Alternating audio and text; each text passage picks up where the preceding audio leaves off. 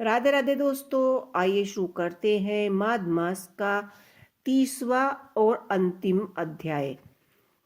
हे मुनि, सभी प्राणियों में इस नदी को यमुना से मिली हुई पाते हैं। इसका नाम संगम बड़े पुण्य से प्राप्त होता है। इसके स्नान से जन्म मृत्यु रूप दावानल से कोई नहीं तपता, परंतु ज्ञान प्राप्त करने से इनसे मुक्ति मिल जाती है। यहाँ पर स्नान करने से सभी प्राणी बिन आज्ञा के भी मुक्त हो जाते हैं। इसीलिए ब्रह्मा जी ने यहाँ यज्ञ करने की इच्छा की थी। इसी संगम में भगवान श्री हरि विष्णु ने स्त्री प्राप्ति की इच्छा से स्नान करके लक्ष्मी जी को प्राप्त किया था। और यहाँ पर त्रिशूलधारी शिव जी ने त्रिपर दैत्य को मारा था।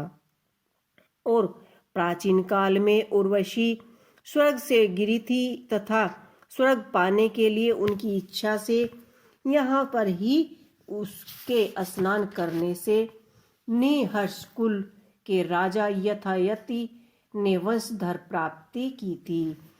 कहा जाता है कि यहाँ पर इंद्र ने प्राचीन काल में धन की इच्छा से संतान स्नान किया और माया से कुबेर के साथ धन को प्राप्त किया। प्राचीन काल में नारायण तथा नर ने हजारों वर्ष तक प्राज्ञ में निराहार रहकर उत्तम धर्म किया था। यहाँ पर जोग्याश्य सन्यासी ने महादेव जी जैसे शक्ति वाले से विजय पाई थी और अण्य आदि योग्य के अति दुर्बल ऐश्वर्य प्राप्त किए थे। इसी क्षेत्र में तपस्या करके श्री भारद्वाज जी सप्त ऋषियों के सम्मिलित हुए और जिसने भी यहाँ स्नान किया उसको स्वर्ग की प्राप्ति हुई। इसलिए हमारे विचार से तुम्हें भी त्रिवेणी में स्नान करना चाहिए।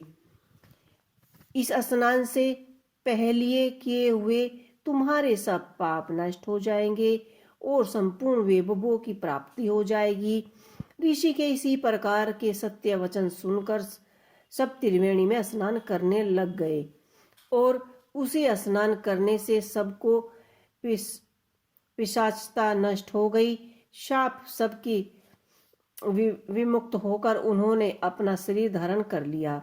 वेदनिधि ने अपनी संतान को देकर प्रसन्न हुए और चित होकर लोमस जी को संतुष्ट करने लगे और कहा कि आपके अनुग्रह से ही हमने श्राप से मुक्ति मिली है।